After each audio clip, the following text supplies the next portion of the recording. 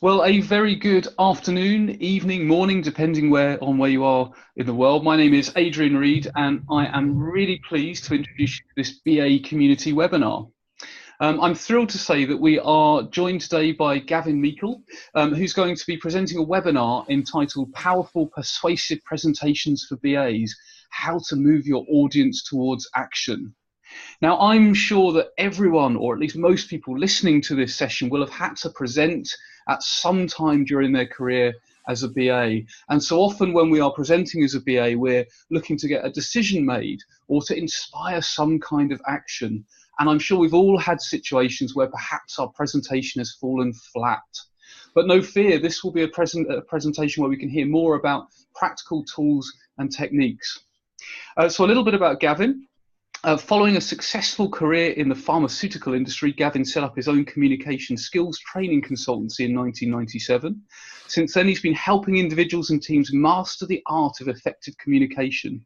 An accomplished in-demand speaker, Gavin has spent most of his working life unpacking what the best presenters do and then teaching it to the rest of us. He recently published his first book on the subject, The Presenter's Edge, which is a practical, no-nonsense guide to developing and delivering persuasive presentations. So, with a presentation entitled Powerful Persuasive Presentations for BAs, Gavin, over to you. Thank you very much, Adrian, and to everybody else listening. It's a pleasure to be here and to join with you for this webinar. I'm really excited about speaking to you and sharing some tips and experiences that I'm confident will help you to improve your own presentation skills. But I wanted to start by posing a question to you, which is, how important are your presentations? And I mean important in a number of different ways. Could be important to your reputation, to your business, if you're a consultant, to your career and your career progression, and to your audience.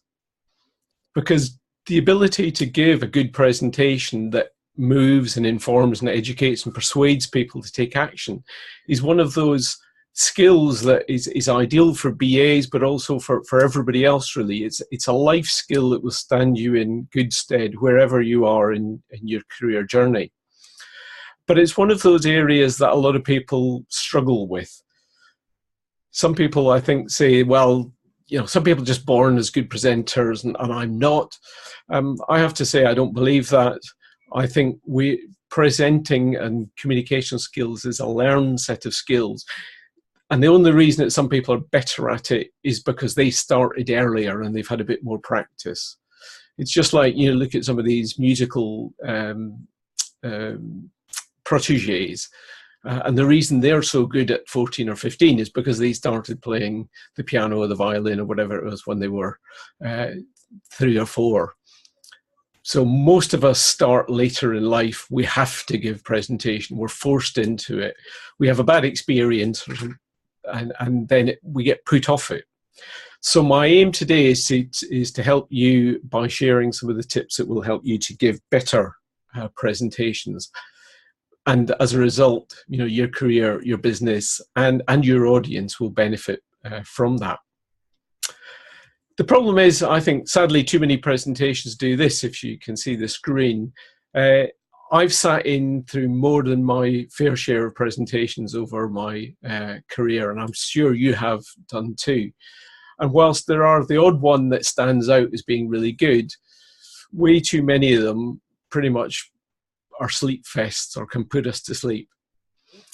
Probably we're too polite to actually fall asleep in a presentation, but many of us in business have learned that skill of being able to sleep with our eyes open, or to be looking forward, but actually thinking about something else that's more interesting or seems more relevant to us, whether it's our own business challenges or whether it's just, depending on the time of day when the speaker is, you're thinking about lunch or when you're going to get home.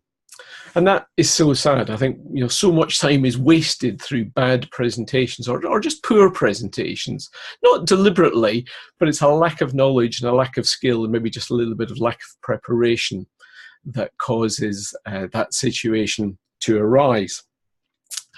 So I'm going to be sharing some tips to prevent that. The overview, what I'm going to attempt to cover in the next 30 minutes or so, is as follows. I'm going to start by looking at what I say is the number one reason why presentations fail. Then we're going to move on and look at the role of relevance in a presentation. And I'll say more about that shortly.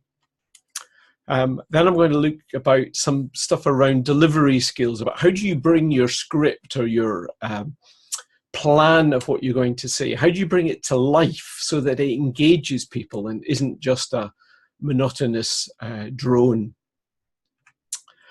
I'm going to touch on some, if I have time, some common PowerPoint mistakes. This isn't a how to do PowerPoint course, but I'm going to comment on some of the most common errors in design of slides and usage of slides that people make, and help you avoid those. And finally, I'm going to talk a little bit about some tips for making the most of the Q&A session at the end of a presentation, if that's the type of presentation you're giving. It's a time that often people dread because they lose control, or they're afraid of losing control of the presentation because they don't know the questions that are going to come. But I'll give you some tips and tricks for turning that into potentially one of the most powerful areas of your presentation. So let's start by looking at why presentations fail. Let's dive in and see what we can learn. So why do so many presentations fail? Well, I think there are a number of reasons. I mean, one of the most common reasons is that presentations are just too long. People cram too much information and it drones on and on and on, and our attention span wanes after a while, and unless the presenter is really interesting and really relevant. Particularly if it's in a conference where we're getting lots and lots of presentations, we can get presentation burnout or fatigue. So keeping presentations short, pithy, and to the point is one way to avoid that. The second thing you can do is cram too much information into your presentations. Particularly with fact-rich topics, we try and convince people with information, with data. I'm minded of a chap who worked in the company I used to work for, who was our market research guy, and he'd present graph after graph after graph of research that had been done. And after a while, we just started to switch off. In fact, I remember on this particular presentation, we started asking him lots of difficult questions just to make him squirm, really. It wasn't a very nice thing to do, but we were just so fed up with this data dump. I think it was a defense mechanism to fight back, if you like. So beware of putting too much information in a presentation. But I'll be saying more about these things in a little bit. A lack of a clear structure. It's important that a presentation has a structure that the audience can follow. You know, I've already given you the agenda for this presentation so that you've got a sense of what's coming and how it's going to follow logically from one thing to another. So having a clear structure is really important. But I've been to so many presentations where it jumps all over the place, and it's much harder for our brains to maintain the concentration. So that's a common mistake. Content that seems, from an audience perspective, not to be relevant. Again, another important one. And I'm going to touch on relevance in more detail later on. But if you think about it, if the audience early on in the presentation think, I don't see that this is relevant to me, or this isn't going to help me, isn't going to solve a problem I've got, or it doesn't seem that it's been designed about me or my situation, then we'll tend to switch off. And finally, and this is the one where I think it is the most common reason that presentations fail, is a lack of a clear desired outcome. Now, you might be thinking, what do I mean by that? Well, let me tell you a little story to illustrate this. I've called it the finance director's tale because it came about when I was called up to London one time to work with a finance director and some of his fellow board members. I worked one-to-one with the finance director on presentation skills, and he invited me up to work with the board. I arrived in London and was greeted by him to be told very apologetically that actually most of his other fellow directors had chickened out at the last minute. There was only him and the operations director. I said, no worry, I can work with you too. And over the course of the day, we looked at various aspects of presentation skills. And we came to talking about the outcome of the presentation. And I looked at both of them and I said, so when you're presenting to the managing director, who was the one that they were finding the most difficulty presenting to, I said, what is your outcome? Can you give me some examples of what you want the MD or your fellow directors to do as a result of your presentation? And that question was met with stunned silence. And I remember the two guys looking at each other and then looking at me, and the ops director said, I'm sorry, I'm not sure what you mean. And I said, well, if I give you an example, are you looking for budgetary approval for a course of action that you're proposing?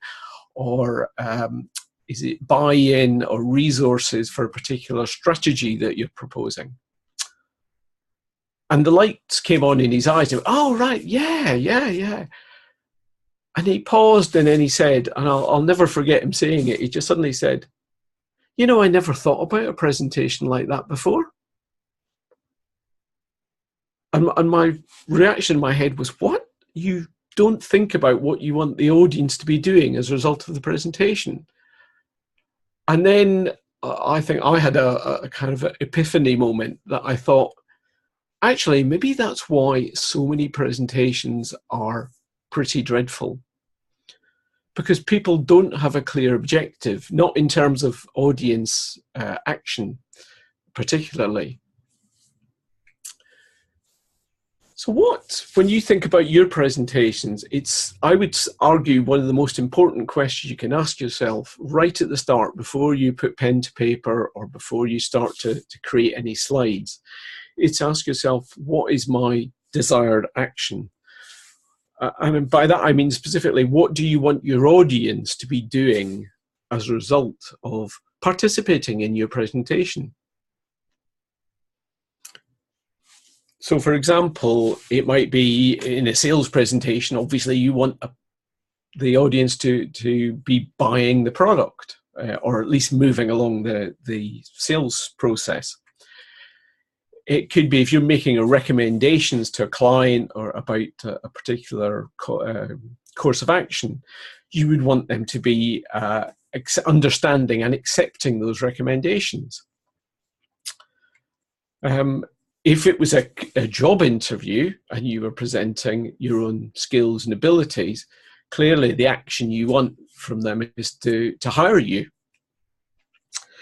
Or if you were me in this presentation, my objective is to get you to try out a new presentation approach, to try out some new things to revitalize your presentation.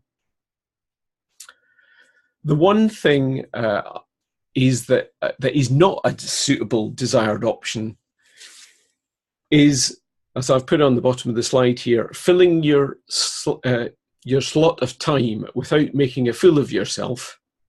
That isn't a worthwhile outcome. And that is probably the outcome that an awful lot of presenters have. Maybe not consciously, but if they're nervous about a presentation, they just want to fill that slot of time and get away at the other end without having made an idiot of themselves. And I can understand that, and I've been in that position too, don't get me wrong. But it's not a very good objective, and you're not going to create a very powerful presentation that's going to move and motivate and persuade people if your underlying objective is really survival, no matter how nervous you may feel. So think about what your desired outcome is, and then tell your audience what you want them to be doing. Don't assume that they will work out what your outcome is. That may sound a little bit obvious, but please do it. An awful lot of people I see, they don't have a call to action at their presentation. I had a lady on a course who worked for BA, and she practiced a presentation in front of us as if we were her board. It was about spending money from a charitable fundraising project in Africa, and she gave this presentation at the end and just finished, and we were all sitting there going, yes, and she said, well, we said, well, what do you want us to do? She said, well, I want you to prove my £5 million or whatever it was that I needed for this project. And we went, oh, right. Oh, okay. Sorry, I thought you were just telling us about this project. So I can't say it enough. Make sure you know what your audience outcome is, what you want them to be doing, and then tell them about it or remind them. So I hope that makes sense to you, as what I would say is the number one reasons not having a clear call to action, not having a clear audience outcome. The second thing I want to talk about is about the importance of relevance and making your presentation relevant to your audience. And this links very well to the first point. Now, I'm sure you've all seen, or at least heard of the program Dragon's Den, where business people pitch an idea, a business idea, looking for investment from the dragons, and some of them are successful and some of them aren't. And when you look at that program and you see the reasons why they're unsuccessful, sometimes it's just a bad idea, sometimes they just lose the presentation falls to pieces. But the most common reason that presentations on Dragon's Den fail is because they don't address the financial situation of the project or the business proposal, and they don't demonstrate to the dragon's satisfaction that they will get a sufficiently high return within a sufficient timescale. And afterwards, when the unsuccessful candidates are being interviewed by the broadcaster, quite often they say, "Oh well, they didn't see the business or how life-changing this project was or how amazing it was," and they were really clearly frustrated with the dragons. But actually, if you think about it, who are the dragons? They are investors. Their reason for investing is to make a return. Therefore, if you cannot demonstrate in your presentation how they can make a reasonable return on investment, no matter how good your idea is or how attractive it is, they're probably not going to invest in you. And so, that's the challenge. If your presentation isn't relevant to your audience, they're going to switch off. So as I've just come up on the slide there, the acronym WIIFM. What's in it for me? You've got to get into the heads of your audience and start thinking, what are their problems or challenges that you can solve, and how can you engage with those early on in the presentation? I'll tell you another little story. This one I've called The Pension Manager's Tale, because it relates to a presentation that I was in the audience for many years ago when I worked in the pharmaceutical industry. We had an annual conference every year, and usually about one of the last presentations we faced, the opportunities we got, was a presentation from the company pension fund manager, really encouraging us in those days to put more money away in our pension so we'd have a nice big pension when we were retired. And usually those presentations were deathly boring. A lot of the audience were in their 40s or younger and thought, well, pensions aren't relevant to me. I'm too young to worry about a pension just now. So 80% of the audience thought pensions are irrelevant.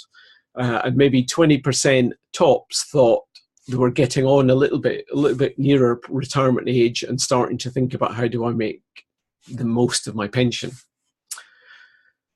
And then one time we got a different pension manager, and he came onto stage, and he walked past the lectern where everybody else had spoke for. He had no PowerPoint slides to begin with. He asked for the house lights to go up, so everybody was blinking. And he came to the front of the stage area, and he looked out on the audience, and he said, that's interesting. You look like an interesting bunch of people. I've just got one question for you. When you retire and stop working, what would you like to do with your time? Have you got any secret plans or aspirations or just vague hopes about what you'd like to do? And would anybody be willing to share them with me? And tentatively, after a few seconds, one hand went up, and one chap said, well, I have a little boat. I love sailing, is my hobby. And when we retire, my wife and I want to sail around the Mediterranean and the Greek islands and things. Wonderful, fantastic. Somebody else said, well, I'm crazy about golf, but I've hardly any time to play it. But when I retire, I'm going to spend all my free time on the golf course. Good for you, said the pensions manager. Anybody else? And slowly all sorts of ideas came out. Somebody wanted to write books. Somebody wanted to go volunteering overseas. And then he just paused and he said, I knew you were a really interesting group of people. I've just got one more question for you. How are you going to be able to afford to live a great lifestyle and do all that cool stuff when you've not got a salary coming in anymore? And he let the question hang. And you could almost hear a gulp in the room as people thought, oh. And then he went on, because that's what pensions are all about. It's about putting away some money now with the help of the government and your employer, so that when you retire, you've got a lovely big pot of money, you can have a nice income, and you can afford to do all those cool things. In probably less than 3 minutes, he had changed that audience from 20% being interested in the topic to 80%. And that has stayed with me forever, ever since I heard that, as to how great example of how you make a presentation relevant. Particularly a presentation on the face of it to that audience was dull and boring. Pensions, yawn. But he turned it into a presentation about how you could achieve your future lifestyle and goals. And it had a much, much bigger effect. So some top tips for maximizing relevance. What I would suggest is that you don't assume relevance. Don't assume that the audience will see the relevance. You have to spell it out to people. You need to establish that relevance early on in the presentation, because if the audience don't get that relevance early on, they'll probably switch off, and then it's so much harder to win them back. Put yourself in your audience's shoes and think about what their problems, their challenges are, and how the topic you're speaking about can help them. So make the presentation personal to them. So you're tailoring it to their particular needs. It may be a presentation you've given lots of times before, but if you just give the same presentation that was designed for a completely different audience, I guarantee you'll lose the audience and it won't have it. So you've got to tweak it to help fit the audience. So we've done relevance, we've done the number one cause of poor presentation, lack of outcome. I wanted to talk a little bit about bringing some scripts to life, some top tips for your delivery, really, about how do you bring the content, wherever it is, to life with your body language, your voice, your eye contact, your movement, and so on.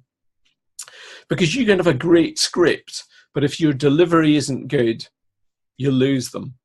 As you can see from the slide there, I've called it the presentation triangle and said there are 3 key elements of a great presentation. It's the content, the words, the messages, the data, the information.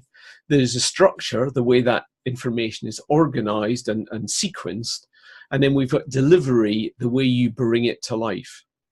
And you can have great content and great structure, but if your delivery falls flat, so will your presentation. one of the best ways to start thinking about how to improve your presentation skills is to think about the people who've impressed you. It might be a boss or a colleague at work. It might be other speakers at a conference that you've been to. And start to get curious about what is it that they do differently. Just by observing them and starting to ask that question, what are they doing that really hooks my attention?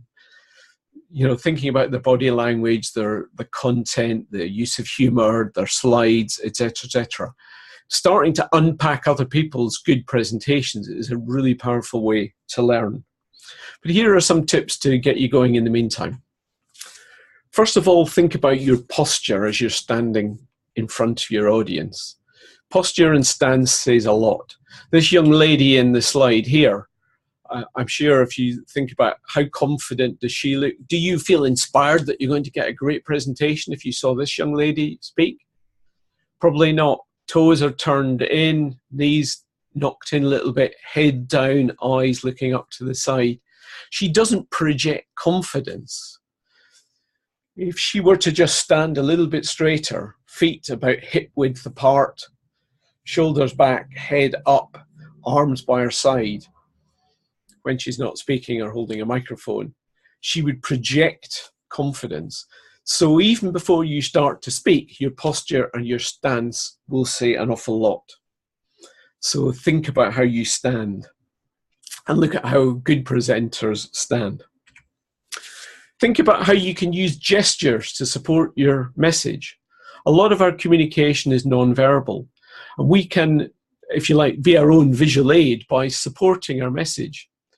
Now you can see some photographs of, unfortunately it's me there from my book, but you can see some common sorts of gestures. You know, one of them you might think, yeah, it's just a tiny little bit. I've got the thumb and forefinger about 1.5 inches apart. I've got the hands a couple of feet apart. I could be an angler saying, yes, the fish was that big, but it gives an indication of size. If you're talking about a big opportunity, you could put your hands like that. If you're talking about a small problem, you could put it like the first picture. The other one, the hands up at the front, it's a bit like the hand with the back of the hand facing you.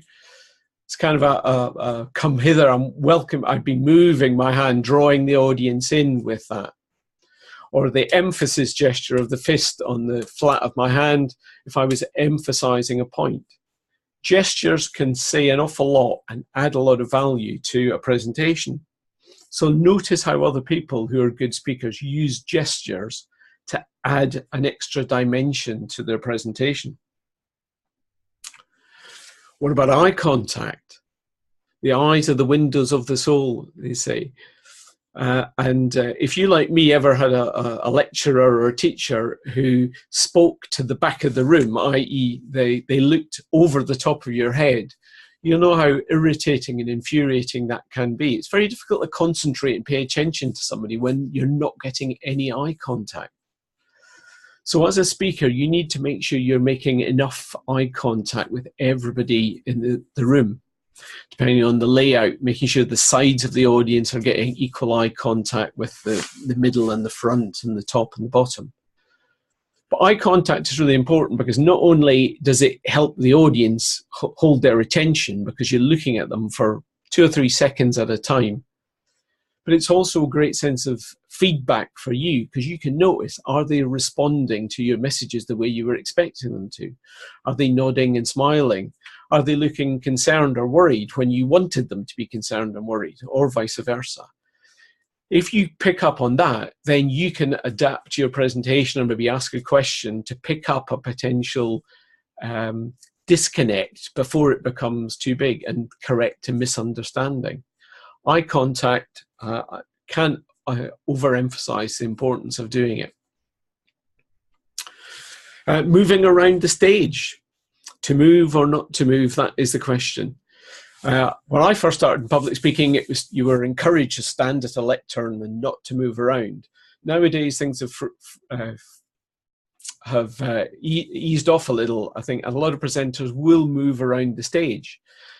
So moving can be good as long as it's not distracting. It's not pointless motion. You're just pacing around or doing a little dance, as some nervous presenters will do. The whole key to using movement is to make it purposeful.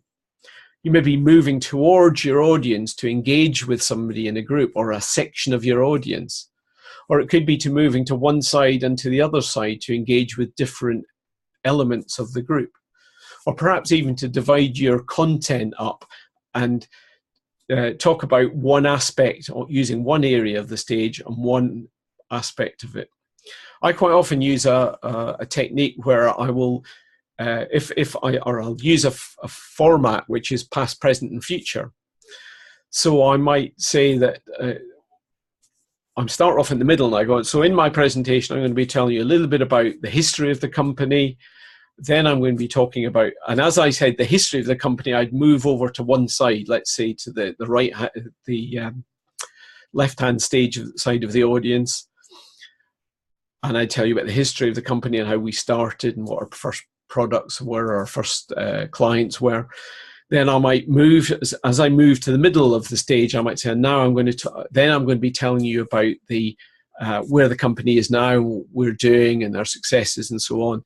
And then finally, and I'll start to walk off to the other side of the stage, I'll tell you a little bit about where the company's going in the future and maybe give you a sneak preview of what's happening now. So by you doing that, I'm anchoring the past, the present, and the future to different areas of the speaking area, so that when I get into the meat of the speech, I can transition from different areas just by walking to a different side of the stage. That's an advanced technique, but you'll probably see professional speakers doing something similar. And harnessing the power of silence, using your voice, or rather, in this case, not using your voice. How comfortable are you with holding a pause? Asking a rhetorical question and then letting it hang so that the audience think about it. I believe the power of silence, or the pause, is one of the most underutilized skills in public speaking. And developing it, practicing it, can stand you in really good stead. I've got a little quote from a fellow public speaker which I think sums up the power of silence. I'm going to pop it up on screen. I'm going to be silent and I'm going to let you read it for a few seconds.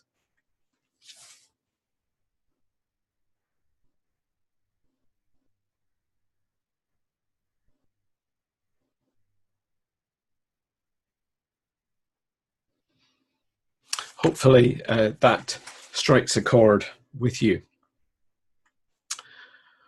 But of course, it's not just about being silent with your voice. It's about making sure that you can be heard, but not just the volume of your voice, that you're loud enough, but that you have some variety in your voice, variation in tone, in pace, volume, intonation. If I were to be reading a script here, and even just picking up a piece of paper and starting to read out this script, my voice automatically will start to go flat and monotonous, and the interest will go out of it. So avoid reading a script, but try and get some emotion into your voice. Again, it's one of these things that comes with practice. One of the best tips I can give you for learning to use your voice is, if you've got children and you're not already doing it, read them bedtime stories. But reading books out loud, even to your partner or just for your own interest, is a great way to develop that skill of using your vocal variety. And as I said here, don't read from your script unless you absolutely have to. But use cue cards or bullet points, or perhaps use your slides if you're using PowerPoint as a prompt series to keep you on track. But it's one of these things, even if you know what you're going to say inside out, as soon as your eyes fall down on that script, if it's there, it's almost like the script is a bit of a hypnotist that says, read me, read me. Your head goes down, your voice goes quieter, you go into that monotone. We've all seen it. It's a surefire way to a poor presentation. Now, I did promise you some stuff on PowerPoint, so I'm going to quickly whiz through these in the last 5 minutes or so. Death by PowerPoint. It's one of these things, say, we've all sat through it. We've seen slides like the ones in the picture there. Lots of text, lots of bullet points, corporate image in each slide, very few graphs or anything, nothing visual. And then the presenter just proceeds to read them all out. And I've heard so many people say to me, you know, I wish he wouldn't do that. It's, you know, I can read, you know. If all you're going to do is read out the slides, just email them to me and save us both an hour of our time. So what can you do? What are the most common issues with PowerPoint and how can you avoid them? Oh, sorry, one quote there. That if your slides can be understood on their own without the help of your narration, then you might as well email them to your audience and save you and them precious time. So interesting, a piece of research where they looked at the pros and cons of using bullet points in slides. They took a slide presentation, typical slide presentation with lots of bullet points. They had a presenter deliver it to an audience, and then they tested the audience on how much they remembered, retained, and how much they could apply that knowledge to the context of their workplace. Then they took an equivalent audience, same presenter, but changed the slides so that all the bullet points were, any bullet points were removed. Titles were left, images were left, graphs were left, but bullet points were removed. And the presenter was just told, you need to cover those things in your, in your verbal delivery, but they won't be on the screen. Now, when I first heard that, I thought, well, people are going to remember less and be able to apply it. But that wasn't the case. In this particular study, 28% increase in retention when you took away the bullet points. So remove bullet points, it boosts the audience's retention of information. Even more staggering, their increase in what they call knowledge transfer, the audience's ability to contextualize that information that was being presented by the speaker, went up 79%. Now, I don't have time to explain the rationale behind that in this presentation, but if anybody wants to ask a question afterwards, you can do it. But if that doesn't knock your socks off and make you think about all those dreaded bullet point presentations that you've had to sit through and also probably given, then I don't know what will change your mind. So here's some tips. Don't start with PowerPoint. And I don't mean necessarily in the presentation, although if the presentation doesn't need visual aids, don't have PowerPoint at all. But don't use PowerPoint as your, or Keynote or any one of the other presentations as your presentation writing tip, your tool. Create your presentation first in outline mode or in handwritten word or script, and then think about what messages need visual reinforcement, and then choose your images to support the script rather than create the slides and then work the script around it. Can't stress that more. Use less text. Really, I mean, some people even in this day and age still put tons and tons of text on a slide. And people just can't take that in. They probably can't read it if the text is too, if the font is too small, and they just give up the will to live. So eliminate large blocks of text. If you have got a text there, just think of it as headlines or placeholders that you're going to flesh it around. If people need it as a as a handout, give it to them as a handout separately, not on the slides. Slides designed to be good handouts make terrible visual aids. Number 3, use more images. Here are just a snapshot of some of the slides I've been using today, and you'll see lots of pictures, not a lot of text. Much more powerful, much more interesting, and I can still talk around them. It also gives me the ability to give more detail or less detail and tailor the presentation depending on how the time is going. Number 4, try the 5-second test. The 5-second test is a way of saying, are your slides too complicated or not? And basically what it says is if you can show a slide to somebody and they get it, if they can take everything in on that slide in 5 seconds or less, brilliant. If it takes them longer than 5 seconds to understand and work out what the slide is saying, it's way too complicated. Simplify it or delete it. And finally, Q&A, since we're coming on to Q&A very shortly. As I said, Q&A is one of the bit that a lot of people are worried about. They see questions as a threat. And I would say the first thing you need to do is to change your mindset and reframe the way you think of questions and think them as a gift, because they're a gift. They're a gift to you to allow you to clarify a misunderstanding or correct a misunderstanding, to provide more information, which means the audience are interested enough to want to know more. So they are a gift. So in preparing your presentation, think about the questions you're going to get and prepare the answers. If I had £1 for every time somebody said, oh God, they asked me that question, I knew they were going to ask me that question. I said, well, if you knew they were going to ask you that question, why didn't you prepare an answer for it? Even if the answer is, we don't know what the answer is. Prepare it. You know, you can't anticipate every question, but you can probably anticipate most of them. And if you want, you know, opinions, ask some of your colleagues or friends for their questions as well, so that you've got some of the answer to the most difficult questions, particularly prepared, just in case they come up. Be honest if you don't know the answer. You know, it's impossible for us to know everything. So there's no shame in saying, you know, that's a really good question. And to be honest, either I don't know the answer or we don't know the answer at the moment. The research hasn't been done, that hasn't been tested yet. But what I can say is that, you know, based on this or in similar projects, we've got a high degree of certainty, but I can't give you an absolutely honest answer. Or if you don't know the answer now, but you know where to get it, then obviously you can say, look, I don't know the answer now, but I will find out and get back to you later. Pause before answering. The pause button, the mental pause button, is a great thing. Imagine somebody asks you a question and it's a question you've been asked 101 times before and you think, oh, you know, I know all this. It's so easy just to fire an answer back off the cuff immediately. And that might well be a good answer. But think about the impact from the questioner's point of view. If they ask a question and they get an immediate answer back, they know it's a pat answer.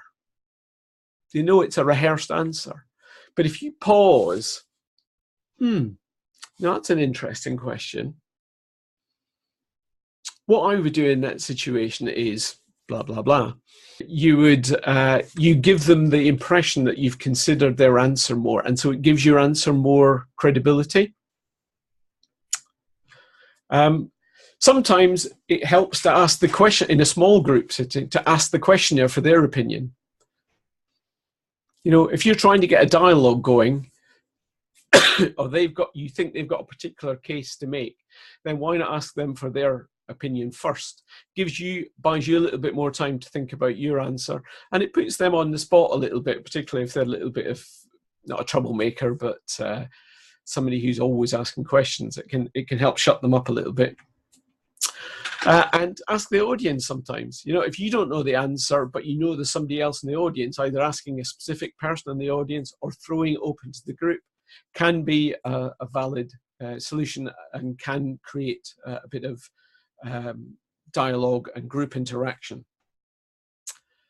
And finally, try and end on a positive note. You know, you may have the answer to the question you have to give is disappointing, or it's negative, or it's not you've got to admit there is a problem, let's say. But see if you can still turn it round and end on a positive note. Whilst that is the case, the good thing is that X, Y, Z is happening. And so you end on a positive note, and that's the last thing people hear again. So it's important that that's powerful. So what I'd like you to do, in just my conclusion really, is to take a tip from Einstein. He famously said that if you've always done what you've If you always do what you've always done, you'll always get what you've always got. So if you want different results, you have to do different things. So my challenge to you is to think about, what are you going to do differently as a result of some of the ideas in this webinar tonight? Hopefully there's been something of value in it for you. There might be just one idea that you take away and implement. If you do that, that would be fantastic. But you need to think what it is and maybe write it down. I'll just put in, that's my shameless plug for my book, The Presenter's Edge, which is available on Amazon. But you've had almost 40 minutes of me rabbiting on at a rate of knots. I've got so much stuff I want to share with you.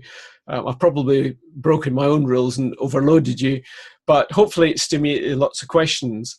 So I'll hand over now to Adrian, who's going to be moderating the questions, and has been moderating any questions that come in, and I look forward to be able to answer them. Fantastic, thanks, Gavin. And it's interesting, as you were saying, that that we should think of even if it's sort of one thing to take away. I mean, I've got so many things buzzing around in my head from what you've talked about. It's such an interesting topic. We've got lots of questions flooding in, so we'll cover as many as we can. The first one is, how do we stop people multitasking? And then the person puts in brackets, e.g. BlackBerry mobile phones. So I'm guessing they've got people who are texting whilst supposed to be listening. Any tips on that, Gavin? Yeah.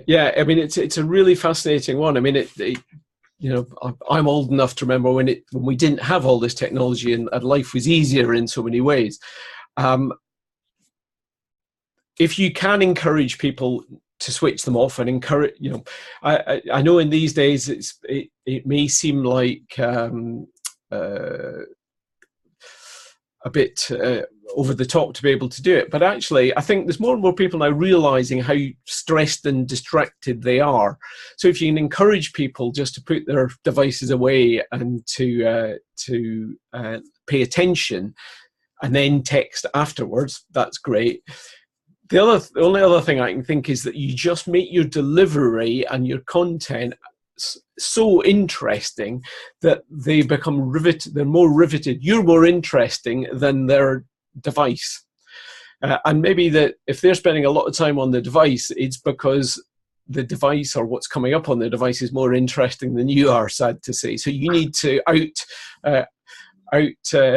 outfight the technology through your delivery, through the content, through the relevance, and all the things we've been saying in this presentation.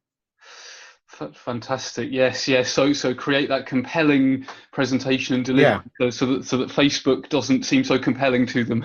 Yes. Fantastic. Okay. So our next question, it's a fairly lengthy question, so I'm going to attempt to summarize it. It's around vocal variety, and the essence of the person's question is that they're essentially saying they find hearing their own voice difficult, and using vocal variety, I think they feel it's unnatural for them. Any tips on using different tones and pacing and so on? Yeah. I mean, the thing about people not feeling comfortable with the sound of their own voice is a very interesting one in its own right. If I just say something about that first, I mean, a great tip to help practice a presentation is to record yourself on your smartphone. That's a legitimate use of the technology, and then play it back. But a lot of people say, or get somebody to video your presentation or your rehearsal and play it back. But people say, I don't sound like that. It doesn't sound like me. Because the reason is because the voice we hear in our own heads it does sound different, because most of the sound is transmitted through bone. Whereas our audience hears our voice transmitted through air, and because bone is a different density to air, it shifts the frequency. So that's why we always sound different to the way we think we sound. That being said, I think it's one of these things you just have to work on it by practicing it, by thinking about what's the emotion behind it, what's the why is this important? If something's more important, you need to put emphasis into it. So that might be a change in volume or a change in the tonality. And as I say, I know it sounds like a silly exercise, but reading other stuff out loud, particularly things like, fictional stories, where you can do characterizations, it's a bit like going to the gym. You need to work out your vocal muscles to get out of the comfort zone that you're in. And I know all of us, when we start, we have a comfort zone. Some people's is larger than others. But it's one of these things you just need to work away at it.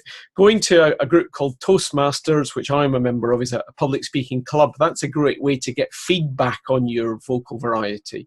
And when you start to see the impact that adding that emphasis, that extra variety has to your audience, then maybe that'll convince you to use that a little bit more. Because at the end of the day, if I was being somewhat blunt, I'd say, actually, I don't care how it feels to you. The important thing is, how does it feel to the audience? And if it feels genuine and it helps them stay interested and engaged, and it marks what's really important, then vocal variety is something to practice. That's really interesting, Gavin. As you were saying that last few sentences, it's almost, I guess the presenter is a conduit for the message. Yeah, yeah. So we've got to become the most effective conduit we can for the message that we're trying to convey. Exactly. I definitely, Gavin, second you on the Toastmasters. I certainly learnt so much from being involved with Toastmasters. So if anyone's thinking of going, I'd highly recommend that. Okay, so our next question is around difficult audience members, and it is, how do you gracefully handle the one person who shows up to every presentation with the intent to hijack the Q&A? They list all their grievances because they know they have a captive audience. That's a great question. Yeah, it is. And I think there's two answers to that. Is how do you deal with it when it happens? And is there anything you can do to prevent it happening in the first place? And one of the things I found that sometimes addressing things up front, it's a bit like, if we vaccinate people against diseases to help prevent the disease happening.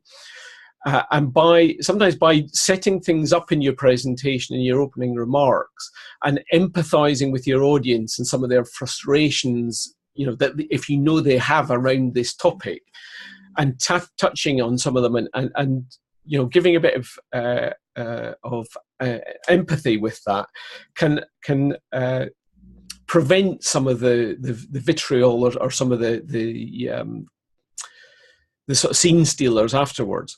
I was given a tip years ago that in training presentations, a friend of mine said, well, your audience will always be one of three types of people. And I said, oh, is this a sort of personality test? And he went, no. My friend said it's either they will be sponges, holiday makers, or prisoners. The sponges are there because they want to learn. They're voluntary because they want to learn.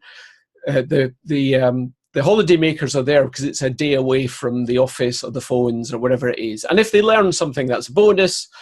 And the prisoners are there because they've been sent and they don't want to be there, and they're resentful. And they're often the ones that are more likely to want to get back at you afterwards. But just I tell that story with audiences sometimes, and I say, I don't know which one you are in the audience, whether you're a sponge, a holidaymaker, or a prisoner, but I know I've been all three at different times in my career in different presentations. So I just want to say to you that, given whichever one you are, my objective is to try and make this as relevant and useful so you get some value from the presentation. And you can quite often see people nodding and smiling in the audience. You can almost tell which are the sponges, which are the holidays. You see a shift in the body language. Yeah. But I find that can often prevent some of the awkward questions. The second thing I was going to say is, it'll sound a bit maybe naive, I don't know, but when I'm asked, how do you think of difficult participants? And I think, well, actually, I don't think I've got difficult participants. I don't like the idea of labeling people as difficult, because that creates a relationship in my head between me and them and how they are. And if somebody's difficult, it's going to be hard to deal with, whatever. Whereas I've got people who sometimes have an extra kind, or they've got a problem, or they're not understanding something, or they're frustrated about something. And if that's the case, and I want to be able to help them to clarify what the problem is or resolve the question they've got in their hands, then it helps me to answer them in a more positive frame of mind, if you like. And the third thing I was going to say, in terms of managing, if somebody does start to hog the questionnaire, I think you need to be quite firm with them. You give them a chance. One of the things is, the classic technique of saying, well, that's great, but if the question's going off beam, that's a wonderful question. We don't really have time to handle it within the confines of this meeting at the moment, but I'm more than happy to talk to you, offline afterwards. Or if you'd like to send me an email, I can do that, and then you move on to the next questioner. But you need to be quite firm about, giving them a chance, but then, somebody said, well, that's fine, thank you for that, and taking somebody else, so that you're spreading the love around and get the opportunity for people to speak. It takes a bit of confidence to do it.